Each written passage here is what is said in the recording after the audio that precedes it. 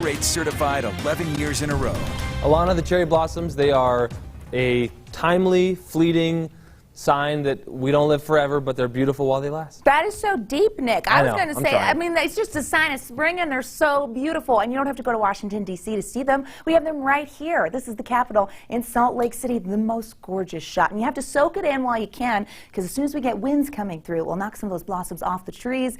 If you can't make it up to the Capitol, you don't have to. Show you right here. Thank you to Mandy McCoy for sending that our way. Now, we do have a few showers in the southern half of the state. It's a Sunday, bringing in a split. Quiet conditions in the north, but down south, we have some shower activity. As we head into the beginning of our work week, we've got unsettled conditions that are going to set up as a storm's going to target the northern half of the state. Before the wet weather shows up, we get some really gusty winds. We already have weather alerts posted in regards to those winds. I'll walk you through those.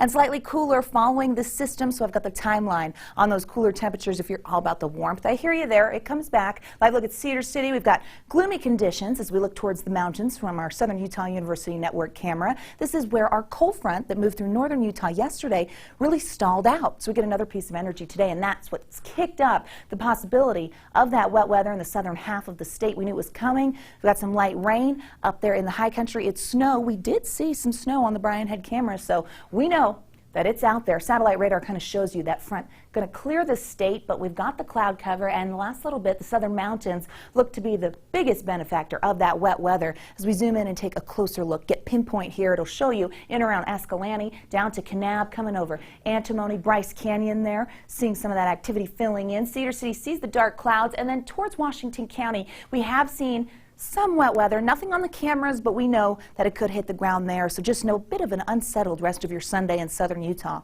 In the north, a little different. We've got those clear skies, 62 in Salt Lake, falling into the 50s as we get through the next several hours. Mostly clear skies setting up for tonight. We will see those temperatures bottoming out just slightly above average, hitting 41 in Salt Lake, typically this time of year.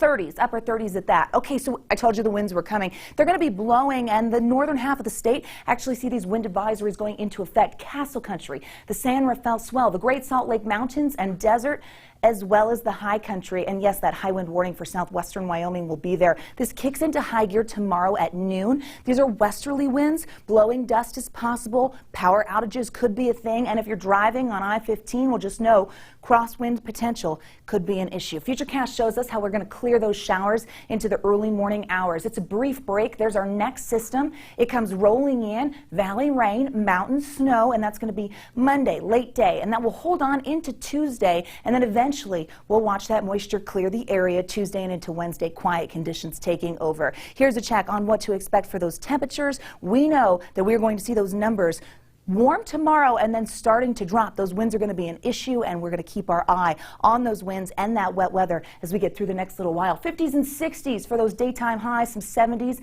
popping up in Moab and down there in St. George. Next 7 days in Washington County, showing 70s, turning to 80s, and then those 70s hold steady. Here's the Wasatch Front. Chance of rain on Monday, showers on Tuesday, and then we get pretty quiet until next weekend where we get another shot. Just know the 50s will return. It will feel a little cool, but we'll handle it. Nick, over to you. Okay, thanks, Alana.